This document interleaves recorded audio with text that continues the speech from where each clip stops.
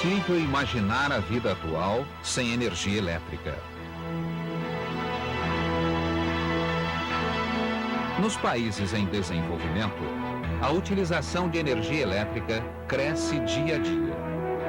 Para atender a essa demanda, a forma de geração mais eficiente e econômica é a obtida a partir da força das águas. Além da energia ser mais barata que a produzida por outros meios, a obtida em usinas hidrelétricas tem uma vantagem incomparável: não polui a atmosfera. No mundo todo, existem milhares de hidrelétricas, sendo Itaipu a maior de todas. Para se ter uma ideia do que isto representa, basta lembrar que apenas uma de suas 18 unidades geradoras é mais do que suficiente para abastecer uma cidade com 1,5 milhão de habitantes. Por seu gigantismo, Itaipu foi considerada uma obra faraônica na época de sua construção. Mas o Brasil e o Paraguai, sem Itaipu, estariam vivendo hoje uma crise de energia sem precedente. A usina responde sozinha por aproximadamente 25% da energia elétrica consumida no Brasil. Atende ainda mais de 75% das necessidades do Paraguai.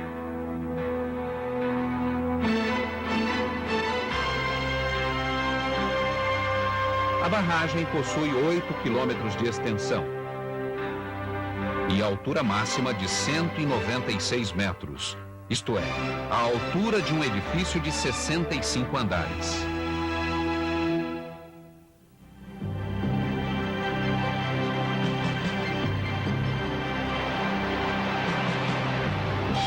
A água que passa pelo vertedouro não produz energia, embora forme um espetáculo impressionante.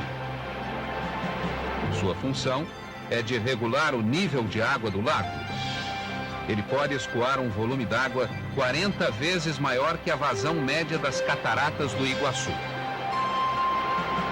A água que produz energia desce através dos condutos forçados, tubos com 142 metros de comprimento e 10,5 metros de diâmetro interno.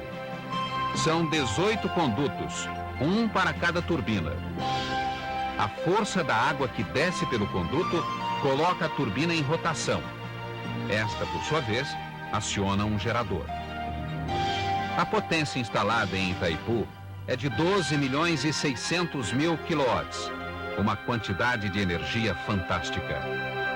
A energia produzida pelos 9 geradores da margem direita é transmitida para o Paraguai na frequência de 50 Hz, enquanto que a energia dos 9 geradores da margem esquerda chega ao Brasil na frequência de 60 Hz. Como o Paraguai hoje só utiliza uma parte da energia de Itaipu, o excedente é convertido e transmitido ao Brasil em corrente contínua após inversão para a frequência de 60 Hz. A história de Itaipu é um exemplo da política de bom relacionamento entre países vizinhos. Já na década de 50, Brasil e Paraguai começaram a discutir o possível aproveitamento de um tesouro comum: o desnível existente no Rio Paraná, entre Guaíra e Foz do Iguaçu. A ideia era aproveitar a queda natural do rio para a geração de energia. As negociações evoluíram até a assinatura da Ata de Iguaçu em 1966. O documento já previa que cada país teria direito à metade da energia produzida, dando a cada um a preferência de comprar de Itaipu a parte que o outro não utilizasse para o consumo próprio.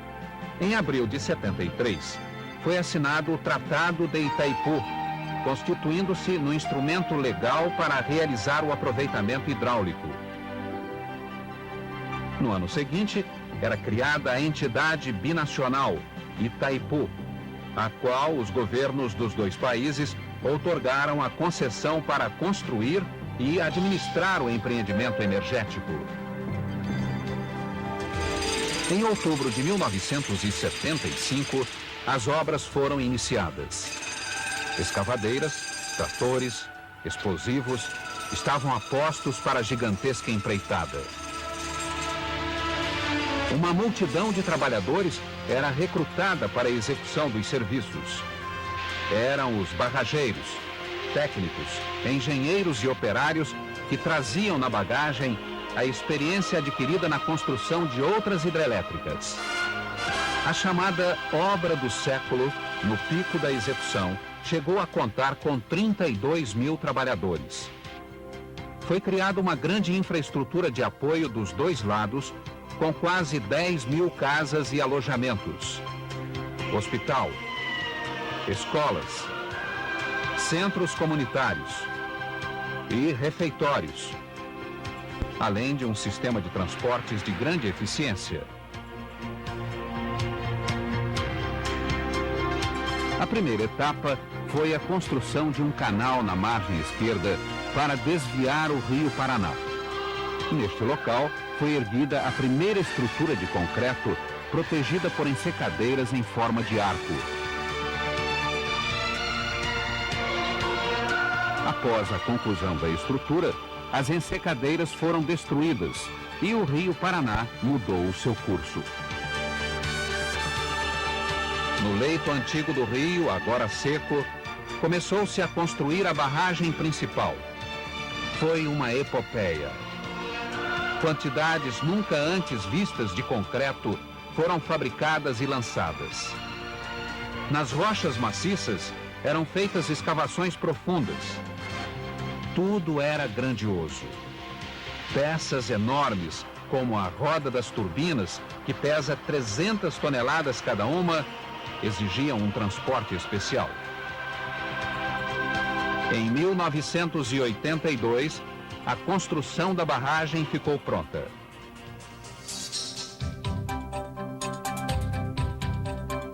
Em outubro do mesmo ano, todas as comportas do canal de desvio foram fechadas em apenas 8 minutos. Durante 14 dias, o rio parou de correr. Iniciou-se então uma grande transformação na paisagem local. O que era terra virou água. O que era rio virou lago. Surgiu uma novidade nos mapas geográficos: o reservatório de Itaipu, com 1.350 quilômetros quadrados de superfície. Uma área, no entanto, considerada pequena em relação à capacidade de geração da usina. Após um planejamento detalhado, realizado paralelamente à construção da usina, a Itaipu estava pronta para executar o plano diretor da área do reservatório, que previa uma série de providências a longo, médio e curtíssimo prazos. Durante as 3 semanas em que o lago se formou, foram executadas ações de emergência, como a Operação Mimbaquera, que resgatou 36 mil animais da área alagada, colocando-os em liberdade nos refúgios biológicos de ambas as margens. Foram criadas 7 áreas de proteção ecológica e refúgios biológicos. Os de Bela Vista e Santa Helena, no lado brasileiro. Tati-Upi, Itabó, Limoí e Carapá, no Paraguai. E o refúgio biológico binacional de Maracaju. Na margem paraguaia, a mata nativa foi preservada, enquanto que na margem brasileira foi criada uma faixa de proteção permanente ao longo do reservatório, com uma largura média de 300 metros. Esta faixa foi reflorestada, dando-se preferência às espécies nativas. Desde o início da obra, o estudo sistemático e minucioso da qualidade da água foi uma das prioridades do plano diretor.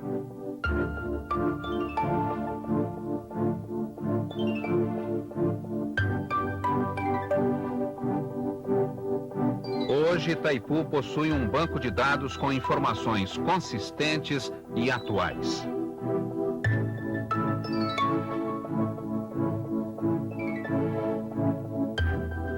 A preocupação com os peixes abrange sua biodiversidade e a produção pesqueira. sendo ambas monitoradas por meio de convênios com universidades e instituições de pesquisa ambiental.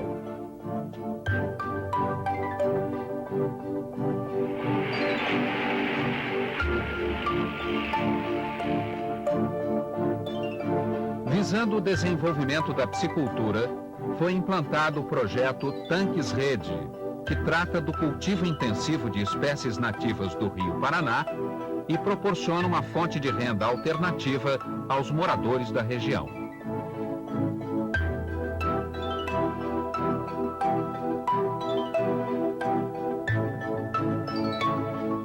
A Estação de Piscicultura da Margem Paraguaia tem por objetivo a reprodução de espécies nativas da área do reservatório e suporte às atividades de ictiologia.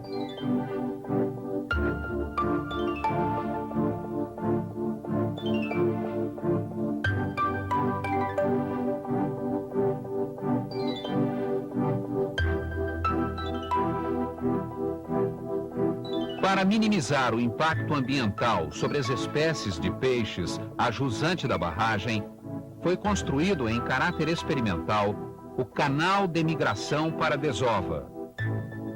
O projeto foi desenvolvido por técnicos do meio ambiente e da área de engenharia da Itaipu. A entidade binacional criou na Margem Paraguaia o Museu de História Natural, que mostra os resultados de 20 anos de pesquisa histórica e arqueológica, um moderno zoológico e um viveiro florestal. Criou também, na margem brasileira, o Ecomuseu, instituição dinâmica e ativa, verdadeiro centro de irradiação da educação ambiental para toda a região.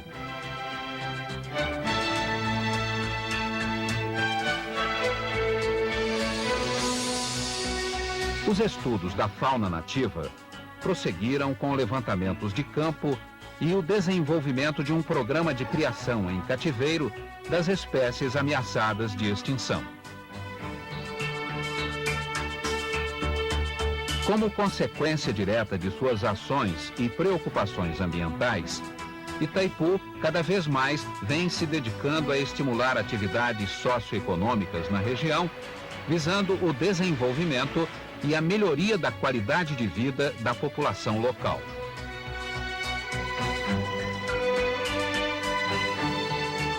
O incentivo à atividade pesqueira no reservatório desenvolveu-se de forma continuada. Hoje, um grande número de pescadores comercializa anualmente toneladas de pescado.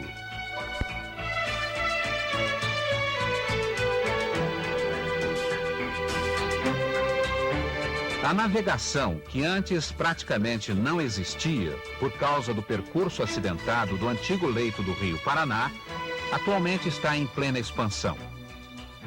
É crescente a utilização múltipla da água do reservatório para beneficiar a população do seu entorno.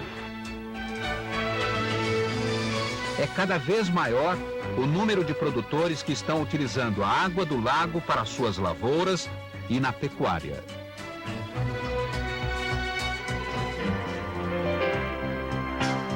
Importante foi o incentivo à implantação de terminais turísticos nas praias do lago. Com toda a infraestrutura necessária para o turismo e o lazer, atraem milhares de visitantes todos os anos, especialmente no verão.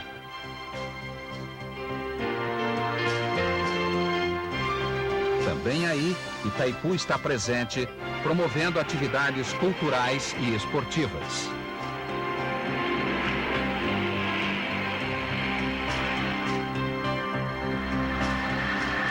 O pagamento de royalties pelo aproveitamento hidráulico do Rio Paraná foi decisivo para o aumento da capacidade de investimento dos municípios vizinhos ao reservatório e trouxe mais progresso econômico e social para a região. Objetivando planejar o desenvolvimento da região, foi criado o Conselho de Desenvolvimento dos Municípios Lindeiros do Reservatório de Itaipu, onde as prioridades regionais são amplamente discutidas.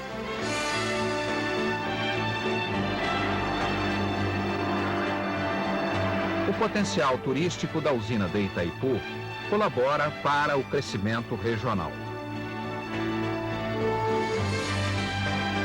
Com uma média anual de 500 mil pessoas, a hidrelétrica já recebeu mais de 8 milhões de visitantes.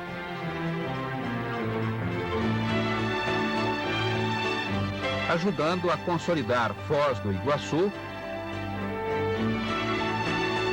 e Ciudad del Leste como os maiores polos de atração turística da região. Superando todas as expectativas, tanto no âmbito nacional como no regional, a Itaipu Binacional está hoje totalmente inserida no desenvolvimento do Brasil e do Paraguai, tendo se constituído num ponto de fundamental importância para a infraestrutura energética dos dois países. Assim, a cooperação e amizade entre dois povos tornou possível a construção e operação da maior hidrelétrica do planeta, dando ao mundo um exemplo de capacidade empreendedora e maturidade tecnológica.